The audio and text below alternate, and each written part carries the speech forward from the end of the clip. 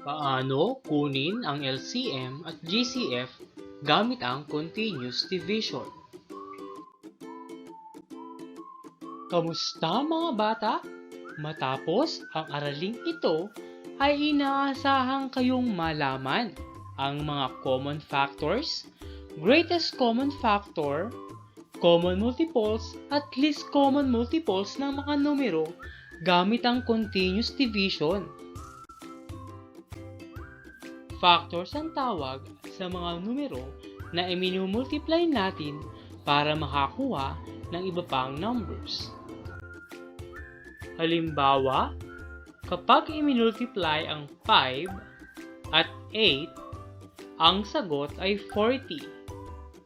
Si 5 at si 8 ay factors ni 40. Ang isang numero ay maaaring magkaroon ng higit sa isang set ng factors. Halimbawa, ang numero 48 ay may mga factors na 1 times 48, 2 times 24, 3 times 16, 4 times 12, at 6 times 8. Masasabi mo ba kung ano-ano ang mga factors ng 60? Magaling! Ang mga factors ng 60 ay 1 times 60, 2 times 30, 3 times 20, 4 times 15, 5 times 12, at 6 times 10. Magaling mga bata! At ngayon na kaya na nating tukuyin ang factors ng isang numero, ay magagawa na nating alamin ang mga common factors ng dalawa o higit pang mga numbers. Common factors ang tawag sa mga factors na pareho sa dalawa o higit pang mga number. Halimbawa ay si 12 at 24. Alamin natin ano-ano nga ba ang mga factors ni 12 at ni 24. Ang mga factors ng 12 ay 1 times 12, 2 times 6, at 3 times 4. Ang mga factors naman ng 24 ay 1 times 24, 2 times 12, 3 times 8, at 4 times 6. Para tukuyin ang common factors ni 12 at 24, ay tingnan lamang ang magkakapareho sa mga factors nila.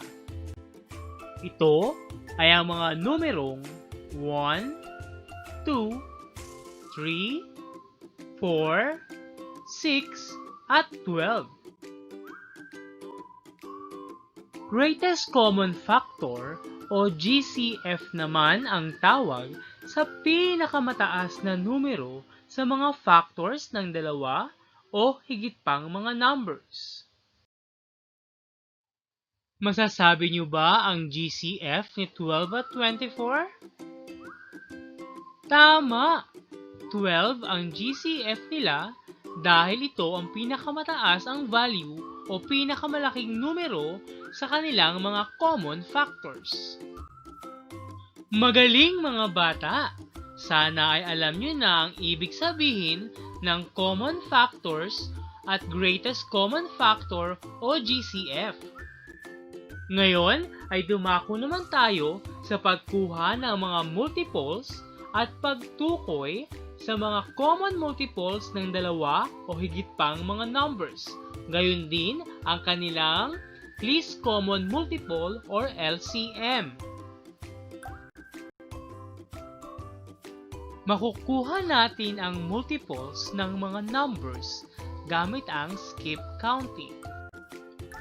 Halimbawa, ang mga multiples ni 5 ay 5, 10, 15, 20, 25, at ang mga sumusunod na mga numero kapag patuloy kang nag-add ng 5. Masasabi mo ba ang unang 5 multiples ni 9? Magaling!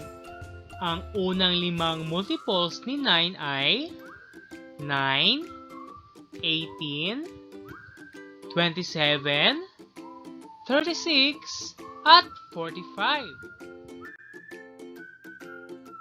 Common multiples ang tawag sa mga multiples na pareho sa dalawa o higit pang mga numbers.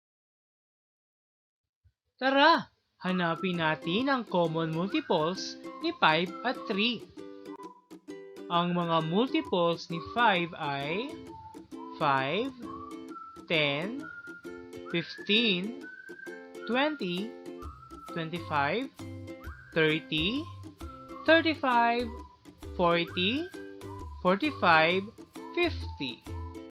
Ang mga multiples ni 3 ay 3, 6, 9, 12, 15, 18, 21, 24, 27, 30. Masasabi niyo ba ang common multiples ni 5 at 3? Tama! Pareho silang may 15 at 30. Least common multiple o LCM ang tawag sa pinakamababang multiple ng dalawa o higit pang mga numero. Masasabi niyo ba ang LCM ni 5 at 3? Tama! 15 ang kanilang LCM. Paggamit ng continuous division. Maaari tayong gumamit ng continuous division sa pagtukoy ng GCF at LCM ng dalawa o higit pang mga numero. Sa paggamit ng continuous division, kailangan lamang i-divide ang mga given numbers sa mga prime divisors nito. Prime divisors ang tawag sa mga prime numbers na gagamitin sa pagdi-divide ng mga given. Ito ay mga numerong walang factor maliban sa isa at sarili nito. Halimbawa ay 2, 3, 5 at 7. Tara, gawin na natin. Gawin nating halimbawa si 32 at si 48. Unang hakbang ay isulat natin ang mga given. Sunod ay gumuhit tayo ng patayong linya sa gawing kaliwa ng mga given. Sunod ay gumuhit ng isang linyang pahalang sa ilalim ng mga given. Ngayon ay isipin kung saang prime number maaaring i-divide si 32 at 48. Masasabi niyo ba ang prime number na ito? Tama! Maaaring i-divide si 32 at 48 kay 2. Isulat ito sa kaliwang bahagi ng linyang patayo. Ngayon ay maaari na tayong mag-divide. Unahin natin si 32. 32 divided by 2 equals 16. Isulat natin ang ating sagot sa ilalim ni 32. Isunod naman natin si 48. 48 divided by 2 equals 24. Isulat naman natin ang sagot sa ilalim ni 48. Ngayon ay muling mag-isip ng prime number kung saan pwedeng i-divide si 16 at 24. Masasabi niyo ba ang numerong ito? Tama! Maaari muling i-divide si 16 at 24 kay 2. Isulat ito sa kaliwang bahagi ni 16. Ngayon ay ipagpatuloy muli natin ang pagdi-divide. Unahin natin si 16. 16 divided by 2 equals 8. Isulat ang sagot sa ilalim ni 16. Isunod si 24. 24 divided by 2 equals 12. Isulat din ang sagot sa ilalim ni 24. Ipagpatuloy lamang ang proseso ng pagdi-divide. Sa tingin nyo ba mga bata, may prime number pang pwedeng i-divide si 8 at 12? Tama! Muli, maaaring i-divide si 8 at 12 kay 2. Kaya isulat si 2 sa kaliwang bahagi ni 8. 8 divided by 2 equals 4. 12 divided by 2 equals 6. Isulat ito sa ilalim ni 12. Maaari kaya muling i-divide si 4 at si 6 sa isang prime number? Tama muli kayo. Maaaring i-divide si 4 at si 6 kay 2. Isulat si 2 sa kaliwang bahagi ni 4. Ngayon ay muli tayong mag-divide. 4 divided by 2 equals 2. Isulat ang sagot sa ilalim ni 4.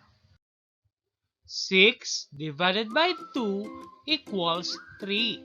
Isulat naman ang sagot sa ilalim ni 3. At dahil si 2 at 3 ay parehong hindi na maaaring i-divide sa isang prime number, ay dito na natatapos ang proseso ng continuous division o patuloy na paghahati.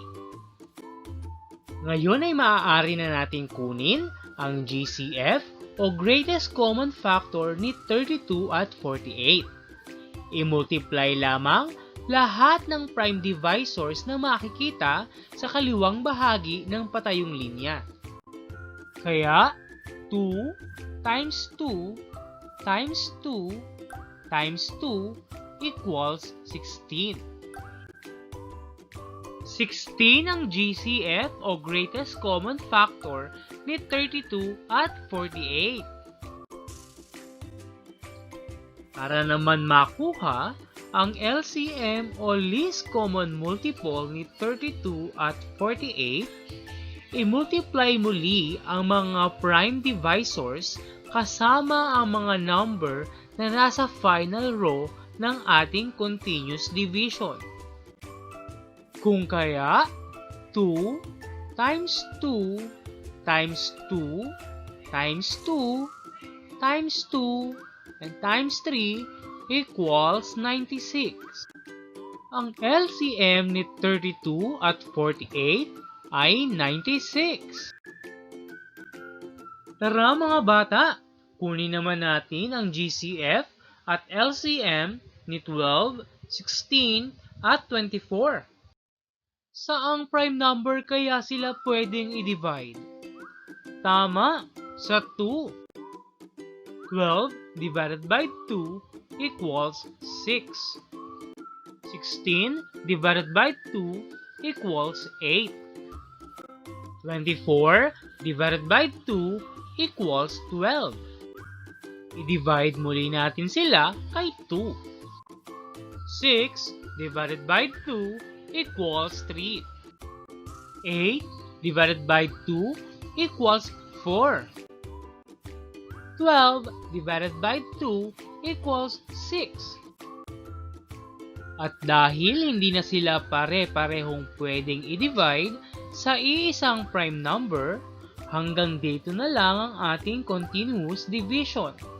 Pwede na nating makuha ang kanilang GCF at LCM. Ang kanilang GCF ay equals to 2 times 2 equals 4. 4 ang kanilang GCF. Ang kanila namang LCM ay 2 times 2 times 3 times 4 times 6 equals 288. 288 ang kanilang LCM. O ayan mga bata, sana ay madali niyong natutunan ang pagkuha ng greatest common factor o GCF at least common multiple or LCM gamit ang continuous division. Hanggang sa muli!